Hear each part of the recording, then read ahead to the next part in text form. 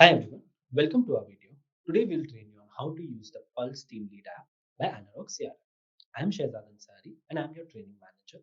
In this video, you'll learn how to use the Pulse app on your iPhone while I walk you through all the functionalities and help you achieve the most out of this daily tool for monitoring your team's productivity as well as managing alerts for you. Now let us go and first see how you can install the app. You can pause this video and scan the respective QR codes on the screen to download the Pulse app for Android devices or iPhones. Alternatively, you can go to the App Store on iPhone or Play Store on Android. Then search for Pulse by Anarok.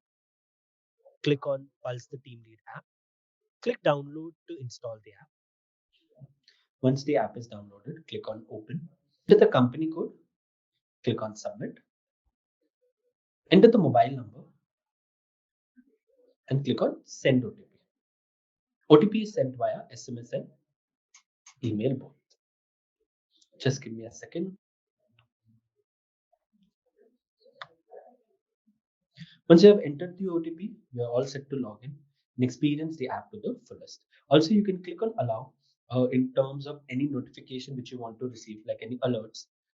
Now, here you have an option to select project, or if you are looking at a large set of projects or multiple projects, you can select multiple projects as well. So once you do the project selection, you'll see the summary tab. And under the summary tab, which is your home screen, you will be able to see all the fresh leads which are there in the project. Now, once you click on the fresh lead, you will see all the fresh lead on the project. Currently, you will not see any agent name as it is not assigned to any agent. Once the agent has have been assigned or claimed the lead, you will be able to see their name as well. Also, next to that, you have a work in progress or ignored option. Once you click on it, you will see individual projects. And once you click on project, you will be able to see agent wise work in progress versus ignored lead count. Coming back. Now here, this is a very important section wherein you can see all your team alerts. Again, it is day specific. However, if you want, you can click on the filter option and you will see an option to choose filters as per your requirement. I'll quickly take you through all the filters first, which is lead claimed, but there is no successful call, any face-to-face meeting which is missed, any site visit which is missed by the agents, leads which have been claimed for over 8 days, but there are no events set on it, leads which are in interested bucket for over 7 days, but still there is no site visit done. Any face-to-face meeting which is pending, any site visit pending for more than 2 weeks, any feedback pending, any meeting which is completed over a week, but there is no event set on it, any lead which didn't move after site visit completed for over 2 weeks, any site visit cancelled, any agent who have failed the lead despite having a pending site visit on it. Also, you can check incoming lead inquiries in the fresh bucket. Now it's simple. Against all the filters, there is an actionable given as well, which you can see, which will help you in ensuring that such a issue is not arising on the lead or on that particular workable. If you want, you can select individual alert type, and on the bottom you also have an agent selection option. Under agent selection option, if you want to view alerts for that particular agent, you can select that. Click on confirm. Now here you will see the activity tab. To get the detailed insight on it, just click on the activity and it should show the activity card. Once you click on the lead, here you will be able to see all the details about the lead, like the lead name, number, lead ID, for which project the lead is assigned. If you want to see, you can see the lead details or any additional information. You can also check the history of the entire lead. And let me go back. So this is how you can select for a filter. And once you are done with the filter selection, if you want, you can also click on clear all and go back to the default setting. And then later on, if you want to search for any filter, you can do that as well. So now let us look at the activity tab, which you'll see at the bottom of your screen. Just click on the activity section. Here you can see all the details regarding all the events which are there, such as site visit, any meetings which has been done, or a follow-up. First, you can select the project or the team for which you want to see the data. Then you have an option of date range.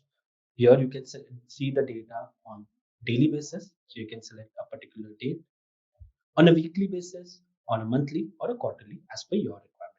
Let me see the data for March. And once you click on the date range, you will see all the information for that particular event. You'll be able to see all the events which were done, any event which is missed, any planned event or any cancelled, such as here we are able to see for site visit, same for meetings or a follow-up. Let's say you want to see more details about that particular event. Just click on that event. It will open another window. Here you'll be able to see the lead as well, which are in that particular event. And for example, here we are able to see all the leads which have completed a site visit for the teams which are selected in March. And these are the lead details. Now, this lead details is very similar to what we have seen on the alerts page. You'll be able to see the project name, the lead owner name, the lead history, and all the information about the lead as well. Also, in few scenarios, let's say you want to view details of an event for a specific kind of status. Let's say you want to see only all the events wherein the site visit is completed. So you can select the event status from this filter option, click on confirm, and it will show you all the lead which has a site visit done status. Similarly, you can see the event filter status in meetings and follow-ups as well. Let me go back. Now scrolling down, you'll see an option for agent related events. Now here it is showing all the events which were done for the month of March, and it is in a section of planned versus completed. Let's say you want to see more details about that particular agent and the events which have got done. Just click on the agent tab, and here you will get all the statistics about that particular agent, like how many leads are in work in progress, what is the failed count, what is the booking done count, what is the ignored lead count. You'll also see the event wise bifurcation, how many events were done, missed, cancelled for all the three events, which is follow up, meetings, and site visit. Also, here you can see the revisit information. If you want to see more about more details about that particular stat, just click on the last option. You will see a detailed definition of that particular stat, which will help you in seeing how exactly it works. Just let me go back. Again, clicking on the agent tab, you'll be able to see the lead receive section, what from where they are receiving all the leads, the calls activity section, what kind of calls they're getting, how many outgoing calls were done, what is the call duration, and also you'll be able to see the revenue section. What is the total number of booking done, what is the event, total number of revenue generated. And at the bottom of your screen, you'll see an option wherein you can also control the lead flow. Anytime, if you want to switch off the lead flow for that particular agent, you can do it from here. Also, you can connect with them over WhatsApp or call.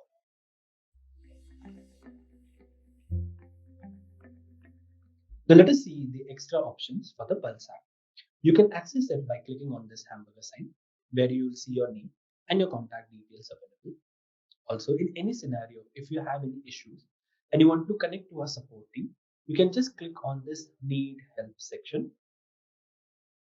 Automatically, an email will be generated on which you can update all your issues and send it to support at ANAROCK. Now, the best part over here is all your details like your name, number, the app version, everything will come over here, and you can just share the issues in a form of a screen recording or a screenshot to the support team. Moreover, anytime if you need any assistance in terms of how does the app work, what are the more features about it, you can refer to the FAQ section given over here, wherein you can know more details about the Pulse app, and it will help you in using the app in a better manner. Anytime if you want, you can also click on log out and you can log out from the Pulse app. With this, we will end this video. I hope that this video was useful for you and gave you a better understanding of using the Pulse TV app. Thank you.